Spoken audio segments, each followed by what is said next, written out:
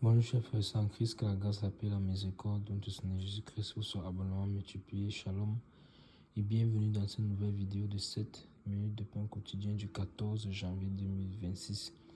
Nous poursuivons notre lecture dans le livre de Actes des Apôtres, chapitre 10.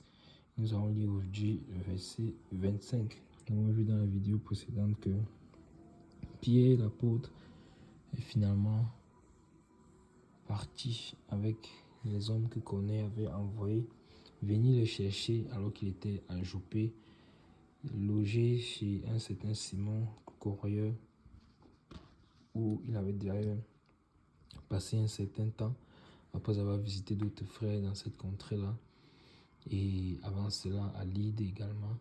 Il était donc chez Simon, chez qui il a pris un temps de prière et de jeûne, où le Seigneur lui a révélé certaines choses dans les visions, en tout cas dans une vision particulière, où il a vu cette nappe qui descendait du ciel avec des animaux à l'intérieur, et le Seigneur lui a demandé de tuer, de manger.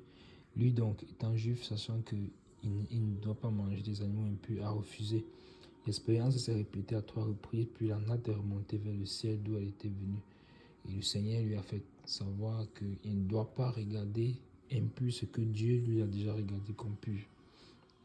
Et donc, c'est en réfléchissant sur cette vision, quand il est sorti de là, qu'il a entendu la voix du Saint-Esprit lui dit de descendre, que 3 hommes le cherchent et d'aller avec eux, car c'est lui qui les a envoyés.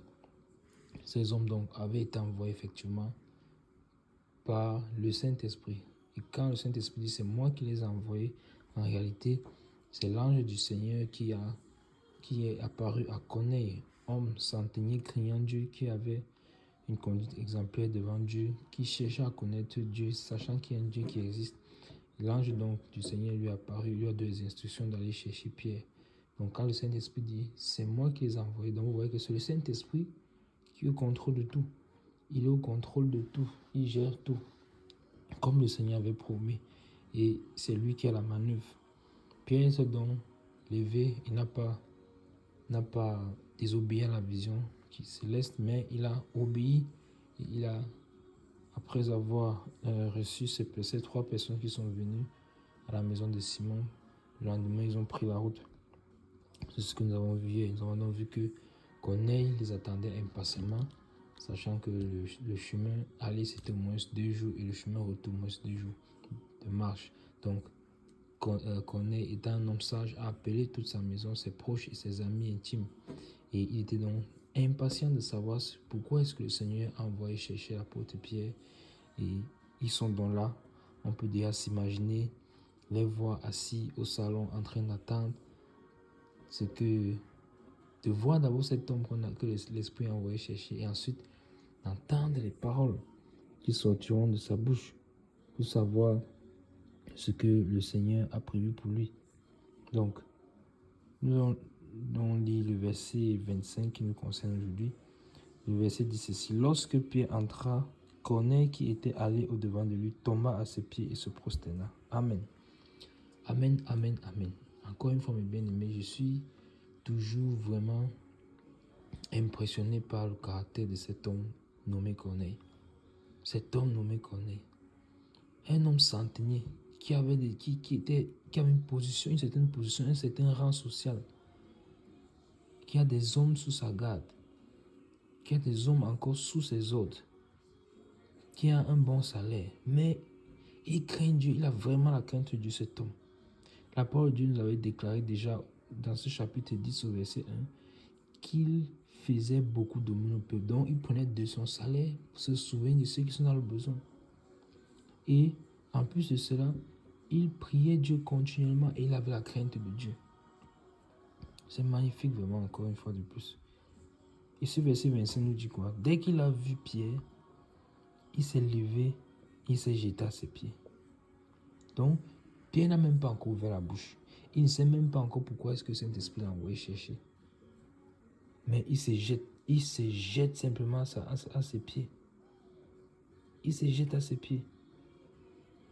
Ah, c'est magnifique. L'ange lui avait seulement dit, va chercher Pierre, envoie chercher Pierre, c'est tout. Mais là, il a compris que quelque chose de puissant va se passer, quelque chose de grand va se passer. Dès que Pierre entre,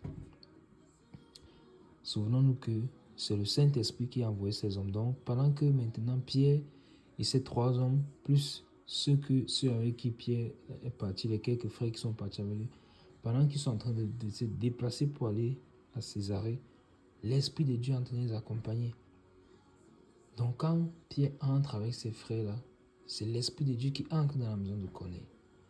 Donc, nous ne voyons pas forcément ici Corneille en train de se poster devant un homme, mais il sent en fait que ce qu'il a tellement aspiré, ce Dieu qu'il a vraiment désiré, aspiré à connaître, il sent dans son esprit qu'il va le connaître. Il sent dans son âme tressaillit de joie. Non pas que c'est Pierre, mais que quelque chose de puissant va se passer. Quelque chose de puissant va se passer. Ah, c'est merveilleux, mes bien-aimés. C'est merveilleux, merveilleux. Il était allé au-devant de lui, tomba à ses pieds et se prosterna. C'est merveilleux. Donc voilà la posture d'un homme qui soupire après le Seigneur, qui soupire après plus, qui soupire à connaître Dieu, qui soupire à être dans cette, à avoir encore plus du Seigneur, à être dans cette intimité poussée, profonde, intime avec le Seigneur. Malgré qu'il craint déjà Dieu, mais il veut plus. Il sait qu'il y a plus. Il sent dans son esprit qu'il y a plus. Il sent dans son esprit qu'il lui manque quelque chose. Et c'est ça qu'il soupire. Et le Seigneur se souvient de lui dans ses prières. Il priait Dieu continuellement. Et on avait vu que c'est à la 9e heure que l'ange l'a visité. Donc il connaissait même ses principes. Ah, c'est merveilleux. Merveilleux. Chaque fois que nous lisons ces versets, à chaque fois, à la fin de la vidéo, mon cœur est encore dans la joie de connaître, tellement enthousiaste de connaître encore la suite de l'histoire. J'espère que vous aussi. Et si toi tu écoutes cette vidéo, ton cœur n'est pas enthousiaste de connaître le Dieu Tout-Puissant, que fais-tu? Qu'attends-tu? Regarde cet homme qu'on est. C'est un homme riche. Il pouvait bien vivre sa vie sans tenir compte de Dieu, mais il a la crainte de Dieu. Alors je t'exhorte également toi aussi à avoir la crainte de Dieu et à venir à lui, en croyant à lui, en croyant qu'il est le Fils de Dieu, qui est venu sur la terre mourir afin que nous ayons la vie éternelle et que nous soyons réconciliés avec le Père. Crois en lui, crois en sa parole, et pends-toi de tes péchés et fais-toi baptiser. Et le Saint-Esprit également, qui est là en train de conduire Pierre et les autres, va également te conduire. Amen. Nous arrêtons là pour aujourd'hui. C'était tout pour les 16 minutes de point coaching ce jour. Que la grâce, la paix et la miséricorde de notre Seigneur Jésus-Christ soit abondamment multipliée. Shalom.